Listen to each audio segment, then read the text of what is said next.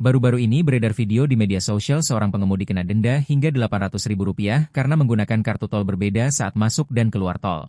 Dilansir dari video yang diunggah pemilik akun Instagram Majelis Kopi 08, Senin, 10 Maret 2025, awalnya pengemudi tersebut melakukan perjalanan dari ruas tol Mojokerto menuju Madiun.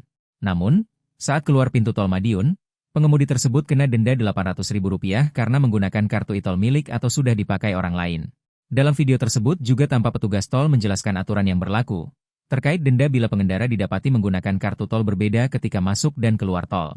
Dilansir dari Kompas.com, Assistant Vice President Marketing Communication and Sustainability Management PT Jasa Marga Trans Jawa Tol Sony Saputra mengatakan, keluar tol pakai kartu berbeda secara aturan tidak boleh. Berdasarkan Pasal 86 Ayat 2 Peraturan Pemerintah Nomor 15 Tahun 2005 tentang Jalan Tol, pengguna jalan tol wajib membayar denda sebesar 2 kali tarif tol jarak terjauh pada suatu ruas jalan tol dengan sistem tertutup bila didapati melanggar aturan.